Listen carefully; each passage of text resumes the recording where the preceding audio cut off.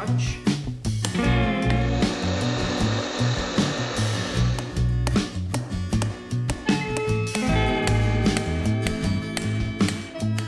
Hey guys and girls, my name is Dan, welcome back to The Forge. In this episode, trust me, I'm a blacksmith. We're going to be making a punch and drift set to make axes and hammers with, mostly aimed towards axes, and we're going to be using recycled steels. Quickly, before we move forward, just a bit of a disclaimer. Recycled steels are a bit of an unknown quantity, and not only do they take a bit of practice to get used to, i.e. what they can and cannot do after they've been heat treated, how to normalise them, so on and so forth. But getting hold of them is quite difficult, or can be quite difficult for some people. You are not going to be able to find the materials that I have got here, or it will be very unlikely to find exactly the same materials. I'm not really going to give very accurate measurements in this video. I'm just going to give you ideas about what sort of sizes and shapes of materials to be looking for, and that's pretty much it.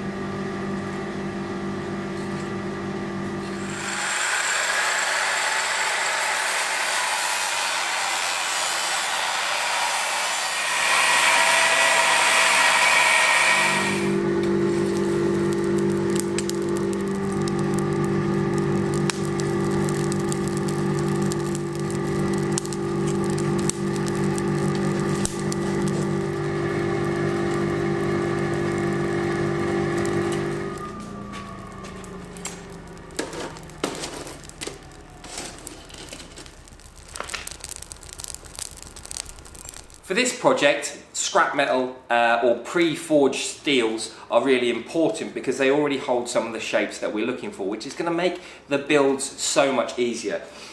The first piece of material that you're going to need to get your hands on, or well, one of the pieces of materials you're going to need to get your hands on, is a piece of forklift truck tine. This is normally a 4140, a 4340, somewhere round there, and you need the very tip of the fork of a forklift tine. The forks are the bits that go on the front of the forklift truck or a stacker truck. The other material that you're going to need to get your hands on is some leaf spring. Now, leaf spring is normally a 5160, somewhere around there, but there are other equivalents, so it's always good to try and check to find out what vehicle it came off, to find out whether or not it is or isn't that material. This is an aftermarket spring, and the company that makes it are a German company, but this is an equivalent 5150, and we have been using it in the workshop in other projects, and to be fair, I've been quite happy with the results that we've been getting. Okay, so this has already just sort of been sitting in the fire, just chilling out, just allowing the material to relax, and this time I'm just going to try and flatten this out to get it looking, well, making it usable basically. So this initially has to happen now because I need the material straight to cut it with a grinder or a plasma cutter or whatever it is that you're going to use. So I'm going to straighten it, and then I'm just going to bang it back in the fire, and I'm going to send it through a couple more normalising cycles.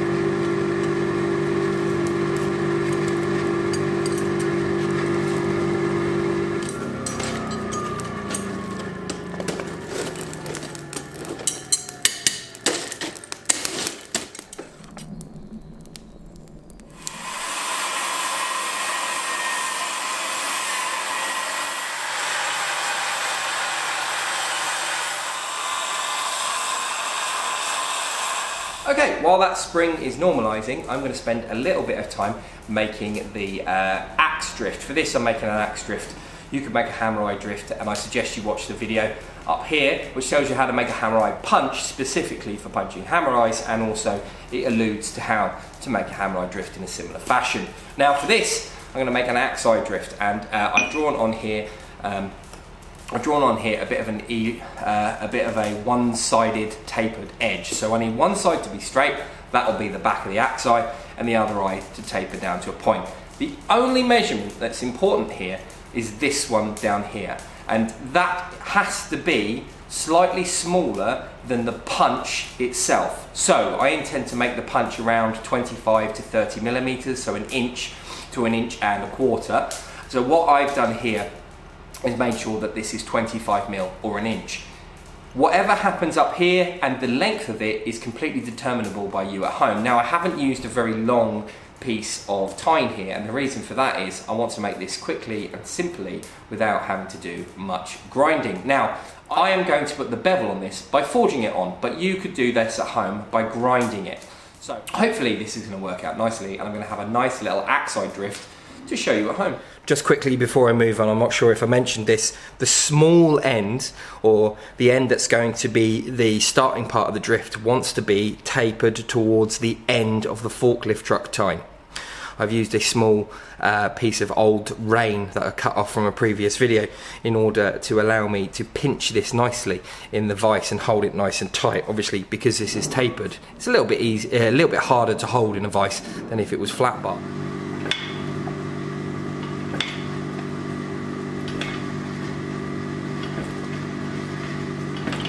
Okie dokie. So what I'm hoping is that you just saw me create this into a banana shape, and the reason I did that was because as I put this bevel on, I'm using the rounding side of my hammer. As I put this bevel on, it's going to start to straighten up, and it's just a little bit of a cheat to keep that back end in and looking straight. And I'm not going to go mad here, not a massive bevel, a bevel nonetheless. Now, I'm pretty sure I said this at the beginning of the video, and I'll say this again. You do not need to forge this, you can grind it.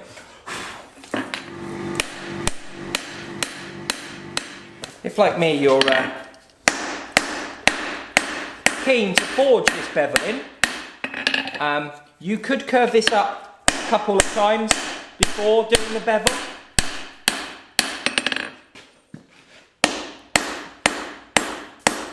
That would definitely be okay.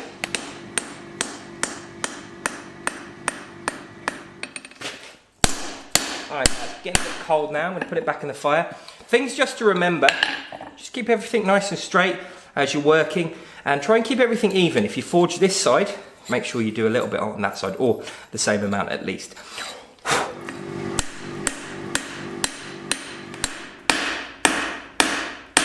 When making this drift, it's really super important to not forge this side of the drift at all. The back, the spine of the drift needs to stay untouched.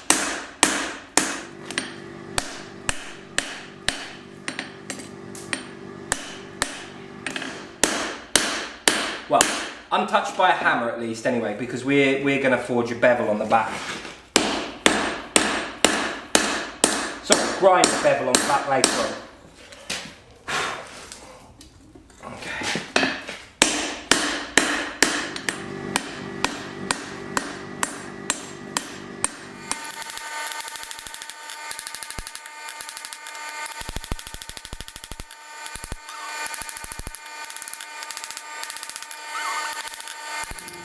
Okay, so I'm happy with the bevel I've created. I'm just going to make sure everything's nice and straight now, considering that I've forged on this. That back piece there needs sorting out for sure. And make sure it's straight and, through both planes as well. Make sure it's straight this way as well as being straight this way. Some of it can be ground, it's not a big issue. But the more work you can do with hammer, I find, the less grinding you have to do. But just keeping everything looking nice and tidy is important. Lovely jubbly. I just need to sort out the little kick at the end there. But other than that, I'm quite pleased with how that's come out. And what I'm just going to do is just going to grab this in the vise here. Hold it in the vise and just grab a rasp, an old rasp, barrel rasp. And I'm just going to do some of the initial adjusting up and grinding with this.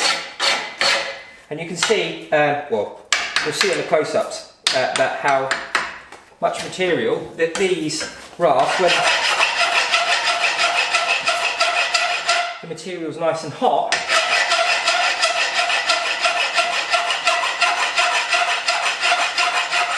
how much material they can shift.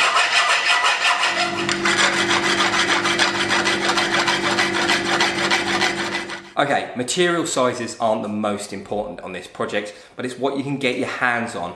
I have here this piece of leaf spring, and it's 60mm in width, and it's about 225mm in length, which is about 2.5 inches in width and 9 inches in length. This material is also about 6mm thick, or 1/4 of an inch thick, which is more than plenty for what we want. Now, I personally would suggest about 250mm. Once you've got your hand round there and you've got something to hit, somewhere between 225 to 250mm in length is going to be good enough to get your hand around, keep it a good distance away from your material and hit it at the same time. So that's about 10 inches in length. I'm going to do a bit of forging on this, so I'm going to draw down the back end so it's in a bit of a taper, and I'm also going to forge a little bit of a fishtail on the end here to start creating our blade end. But you don't have to do that, you can completely grind that.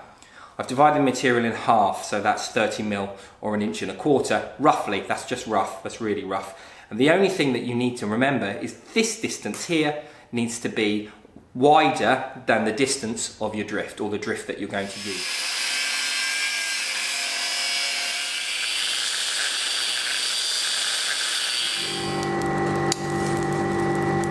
Okay, so the first thing I'm going to do, I'm just going to come to the bit, round side of my hammer.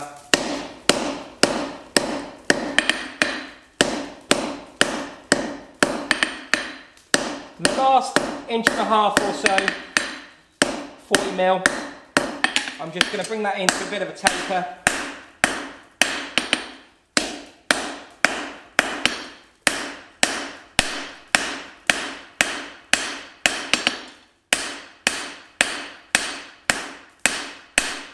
Keep my stock to section and keep it square as well if possible. Mr. Moss, come on now.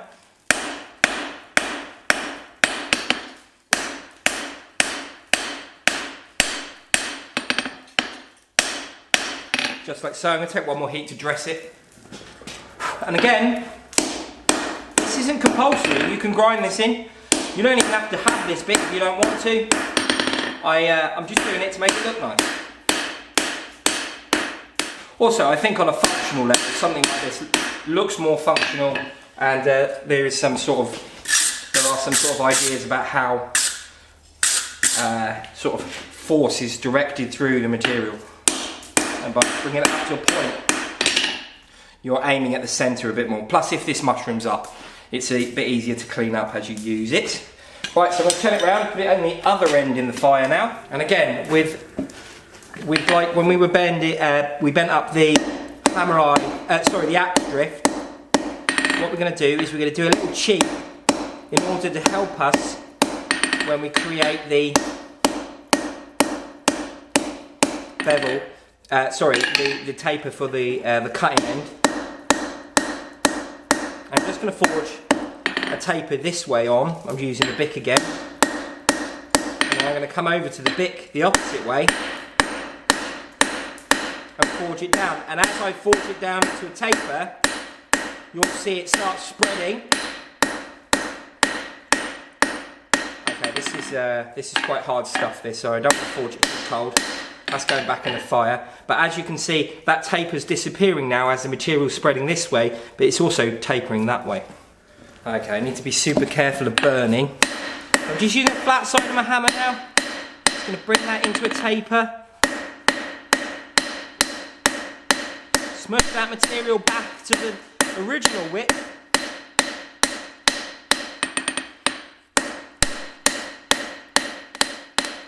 And we can create our point.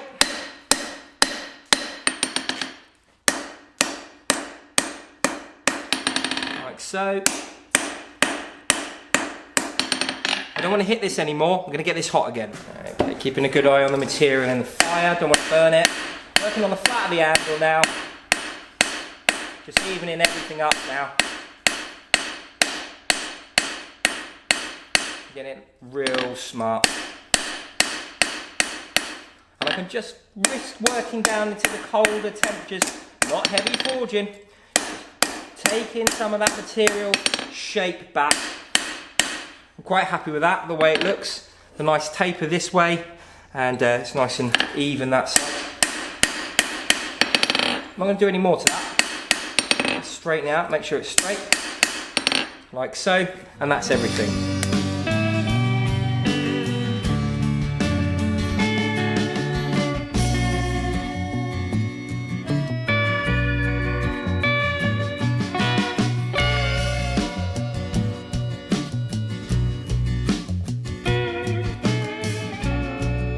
Okay, so this is the chisel element of or the punch element of the two tools that we've been making. I've tidied the end up, put a radius on it and so on. Cleaned all the edges up, made sure that they weren't sharp, so if you're holding them, they're not going to hurt you. And I've put a slightly radiused blade end on. Like so. I've not taken it sharp yet. And this was just done with a 40 grit flat disc. And then there's the drift. I've just made sure that all the profiles are tidy and it's looking good. And that's, again, no sharp edges. And with things like drifts, you don't want anything that's going to get snagged up. So you want to take any corners off, because as you're driving them through, that's what's going to slow you down, give you the work to do. And again, ever so slightly bigger than that part there. So that's the drift underneath, it's just slightly bigger. Alright. Okay, so I'm going to work through the grits on these and get these finished up, and then I'll show you them when they're all done. And yeah, that's everything.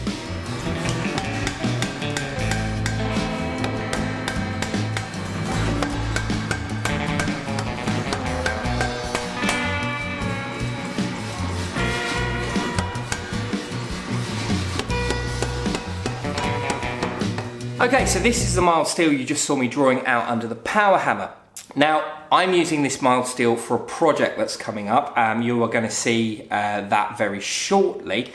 And I've made this tool here because I want to punch a very particular type of hole with it. I'm going to show you how to do that now. I'm going to punch a hole in this piece of material. But the hole that I want to make is kind of like the one that you might find on a tomahawk or a pickaxe, whereby you have a single tapered hole, not an hourglass hole like you would have on a traditional hammer. The reason I've made this is because I've got a material that's 26 millimeters, so it's a bit over an inch, by 46 millimeters, which is 1 3/4 inches. And this will drive through this way very nicely and give me a very nice hole that's going to have nice chunky walls on it. The eye's going to have nice chunky walls on it, but not only that, it's not going to draw the material through too much. With bigger punches, you tend to get a lot of drag, and that sags the hole. You see a lot of people who make cutler's hammers, where they're punching on the back of the hammer, where the back side of the hammer isn't supported, as they punch that eye, they draw the hammer off, so they taper backwards. That's not really desirable, you're losing material. So a punch like this can help you avoid some of those problems. But you're going to see me using it now. I'm going to mark this up, and I'll see you in a minute.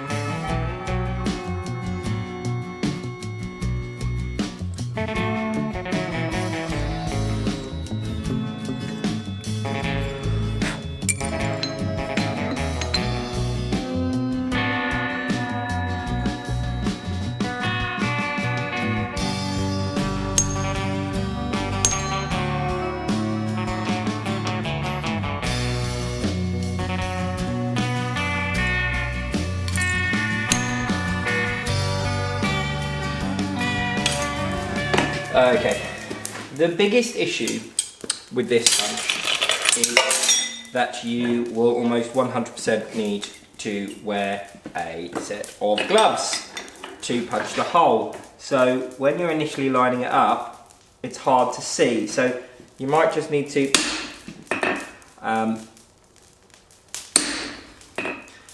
not use a glove for the first go through.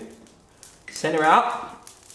And as you punch the hole, start on the middle and kind of guess where the center of the punch is, and line it up into the other center dot marks. Because it's curved, you can lift it up and place it slightly further in the hole should you require, thus giving you the ability to get it dead central. Now, I'm just gonna come in about, well, basically so most of the chisel is in there. punch, chisel, same difference. And I'm going to do exactly the same on the other side. That looks central to me. And I'm just going to basically go in and get that all lined up nicely so that I know that when I lay it in here, it's bob on in the centre. Okay, that's plenty for me. This is still nice and sharp. We haven't heat treated this. This chisel, this punch, because we won't need to, because the leaf spring itself is already nice and hard. I'm going to get this back in the fire, and I'll see you in a minute. Okay, don't rush this. There is no need to spend loads of time, spend any time rushing on this project or this hole. We're trying to reduce drag. That's all we're trying to do with using a punch like this. We are not trying to do anything else. It's counterintuitive to try and jam this through as fast as possible. Make sure that you're quenching off your blade consistently and hitting it accurately. Otherwise you'll do things like that. Right, I'm going to quench this off again. Sorry, I'm going to get this hot again and continue to punch. But as you can see, there's hardly any draw through, any drag, and the hole, we're already about quarter of the way through. It's a really nice, neat, fast process. I'm going to get this hot again and carry on. And with all of the videos that I've produced recently where I've talked about punching hammer eyes and so on and so forth, rotate your punch. Don't leave it in your work. That's going to cause the material to sit in the heat. Your tooling to sit in the heat. It's not going very well. This, I've just broke my hammer as well. As I was trying to say before I was rudely interrupted by failure, what you want to try and do is keep your your punch rotating. You want to keep it cool, and you don't want to leave it in the material. If you leave it in the material, it's going to soak up heat. If it's soaking up heat, it's getting hot. If it's getting hot, that blade, which I will show you at the end of this, I haven't done anything to it. If that blade will end up getting hot and then being able to deform. Now, if this is getting red, if the punch itself is getting red in colour, what you might need to do is just wait to let that heat come out of it. But as long as you're not leaving it in the material, I'm pretty confident that I can keep driving it through a couple of heats at a time, or hits at a time at least, without having any issues. Remember to keep rotating your work, do one side then the other. This is mild steel, and I'm hitting a piece of spring steel. So this should go through some quite cold temperatures as well. And this blade should stay relatively nice and sharp. We're nearly through. I'm going to get this hot one more time. And then, yeah, I'm going to get hot one more time. And I think we'll be through. The biggest issue with these as well is that they tend to glide past each other, the holes, which is a little bit irritating, but it's not a big deal, not with something like this. Okay, so there's our punched hole. That's the drift all the way through there, the punch all the way through there. And it did have a slug, a little tiny fleck of material. Little tiny fleck of material came away. Let's see if I can show you that a bit better. A little tiny fleck of material came away there. That's the slug that came out. And then this here is how the drift, how the actual punch looked. Oh, that's hot. Let's go watch that. Here's how the tip looks after. Okay, so it bent up on me. It did bend up. I'm not going to deny that. But by using the technique of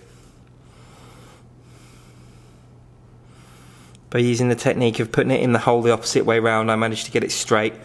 But yeah, there you are. These work absolutely wonderfully. And understanding that this material is harder in its natural form than the mild steel, you don't need to heat treat these. Even when forklift truck tine is hot, these things will go through them like butter. They're really good. They're really dangerous if you heat treat them by accident. So if you're going to quench them off, make sure that they're not hot in any way, like you can see a visible glowing colour. They cut a lovely hole, and you not only do you have a very wide eye, which I can drift out then, but you also have very thick walls. So this is ideal for making axes with.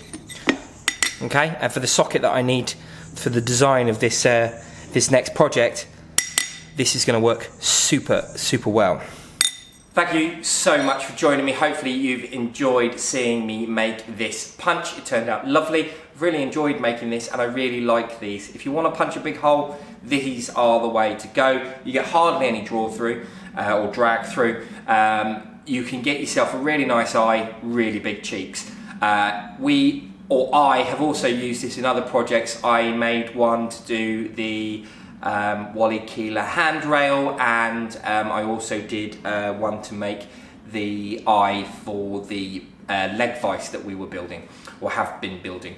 And also this is the axe eye drift, sits in there, super nice, goes in about 15mm in there, looks really smart. Couple of bumps in with a hammer, that'll drive in nicely, because we've got a nice thin cross section here. Or you could even just bump up each end of the material, and that'll open the eye and give you something to start driving in. You could even drive a different drift through to start with. If you're feeling particularly gun-ho, you could drive this one all the way through initially, and that would give you a really good start to your hammer eye.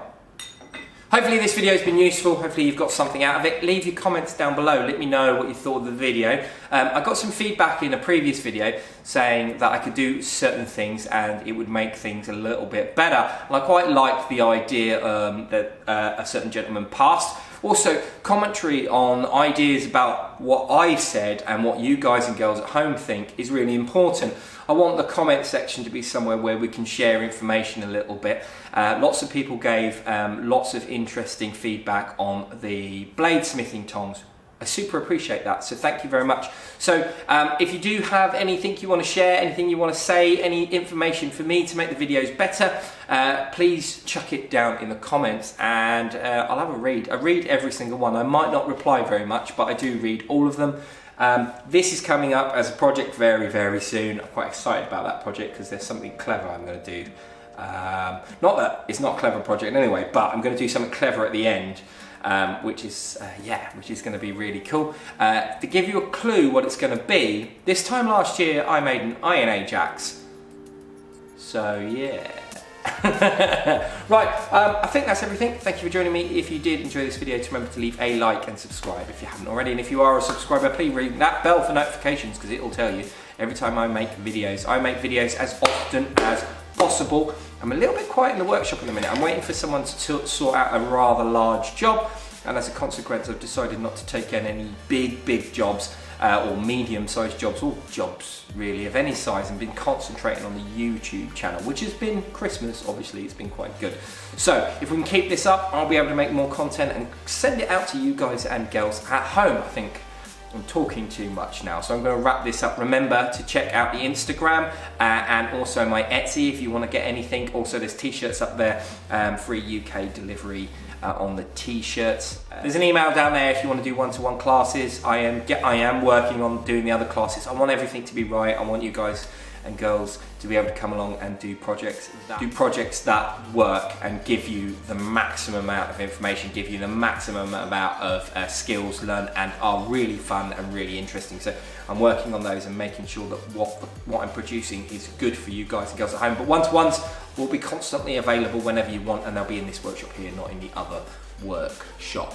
That's everything. Thank you for joining me. I will leave a link up here to a video of me making a hammer. This will be a link down here to something that YouTube thinks that you like, and this is here will be the most recent video that I've uploaded, and that's the subscribe button. Thank you very much. Bye bye.